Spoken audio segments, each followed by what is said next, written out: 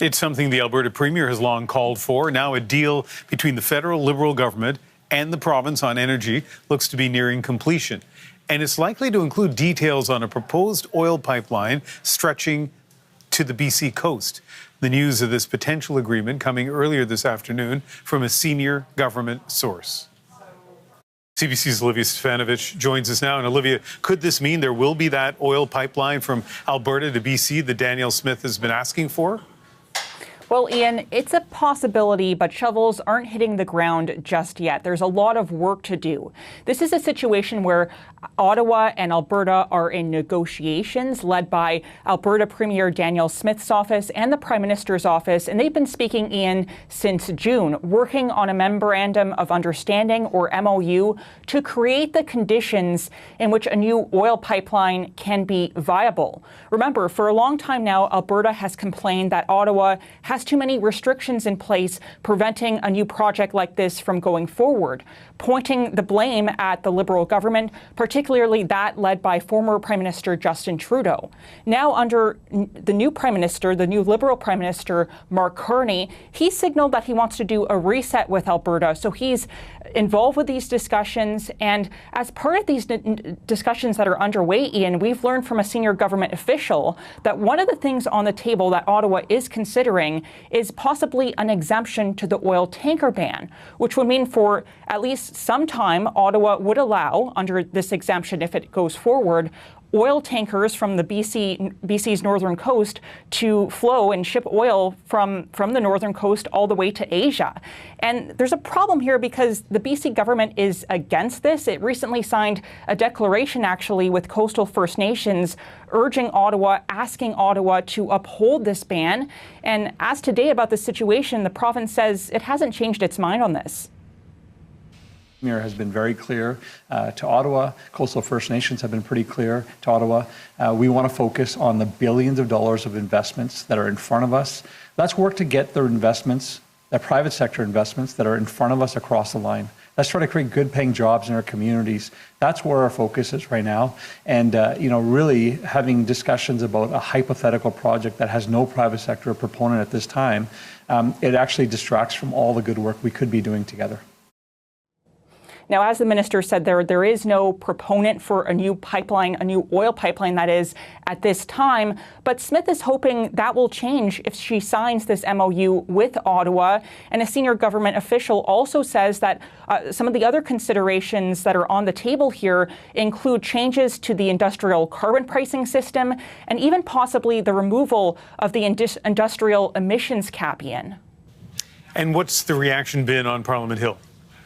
Well, this has certainly been the biggest talker on Parliament Hill today, and the reaction varies depending on who you speak to. So the Conservative Party, many of those MPs are happy with this news. They want to see a new pipeline, a new oil pipeline from Alberta to BC's northern coast, but they say they don't want to see talks. So this MOU for them just doesn't cut it. Now, for other MPs, we are hearing skepticism, even amongst Liberals. Have a listen. This is a national conversation that needs to happen, but most importantly, it needs to happen with the communities who live along that coast, because they're the ones who would be most affected by lifting that ban. People in my community are proud of the coast, proud of our coastal economy, and committed to protecting it. That's the legacy of my predecessors in the riding. That's the legacy of many, many years of leadership in British Columbia, and that's what the people in my community want to see the government uphold. The Haida Nation will never stand for it. British Columbians will never stand for it. They're not just barking up the wrong tree, they're barking up the wrong forest. Now, a senior government official says Ottawa is open to approving a new oil pipeline, but Alberta has to do its homework first, and that includes consultation, the consultation that's required with First Nations. Now, Smith's office says that its Indigenous Relations Minister is speaking to coastal First Nations and even visiting those communities in the event that they can earn their support for a new pipeline if they create the conditions for one and, of course, find a proponent, Ian. Olivia Stefanovich in Ottawa, thank you. You're welcome. A barge carrying cargo containers that was taking on water is now stable in the waters off BC's coast. It was damaged yesterday when the problems began. The Canadian Coast Guard says that the boat was going from Alaska to Seattle, and the problem started near Bella Bella, British Columbia. The vessel has now been moved into a safe harbor. Transport Canada confirmed the barge is carrying refrigerated containers, dry goods, and diesel, but there are no reports of pollution or damage, though precautionary actions are being taken. Now, this comes on the heels of a deal between Prime Minister Mark Carney and Alberta Premier Danielle Smith. Sources say that Ottawa is weighing an exemption to a ban on oil tankers so that an oil pipeline can go through northwest British Columbia. Marilyn Slett is the elected chief councillor of the Heiltsuk Tribal Council. She's also president of the Coastal First Nations. That's an alliance of First Nations on the North Pacific Coast that's dedicated to improving quality of life for its citizens. And she joins us from here in Vancouver. Chief Slett, what's the latest you're hearing about the barge? So we have some of our Marine Emergency Response Team operators out at the site right now. They've been there since the incident began. The freighter has been moved to a safe harbor, and it is close to some of our salmon-bearing streams. So we have a boom laid out as a precautionary measure. So Transport Canada says there are no reports of pollution or damage caused by the barge. Does that ease your concerns?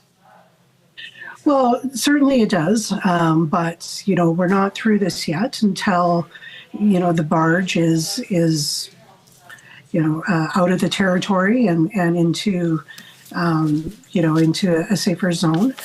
So right now, we are on alert to make sure that nothing starts happening. I mean, it's out in the ocean in winter weather and strong currents. So we're definitely making sure that all areas are covered. As we're talking to you, we're looking at some video from yesterday of the barge. And yes, there's the potential for problems when a barge, if a barge indeed does sink, which this one didn't. Much greater potential for trouble if it's an oil tanker. And as you know, sources say a memorandum of understanding between the Alberta government and Ottawa regarding a potential tanker ban exemption could soon be reached. Do you think that the tanker ban will remain in place? Well, we certainly hope that it will, and we'll continue to advocate and lobby and fight for it to stay in place. And it's things like this that happen that really cause great concern of the incidents that can happen in our territories, and why it's so important to make sure that we have all measures in place to keep our ocean intact and healthy. I'm sure you know this. Maybe people have said this to you directly, but there are a lot of people in the oil patch who desperately want a pipeline built out to the Pacific Ocean, and then, of course, that oil would have to move by tanker. And they would say that this is really, really important for the economy of Canada, particularly at a time when that economy is under threat from the United States. What do you say to that? Well, we have lived on the coast since since millennia, and we've stewarded and taken care of where we live. And we don't do it just for us, but a lot of people rely upon a healthy ocean for livelihood here in British Columbia. And we would see that our interests also have to be weighed and considered in what we do here. We have a healthy, intact ocean, one of the largest temperate rainforest ocean beds in the world. And this is something that we've looked after and we've protected with partners like the federal government and British Columbia. And we would see that we need to continue this. We see this as important for our livelihood, for our way of life, and also for a sustainable economy here in British Columbia. You certainly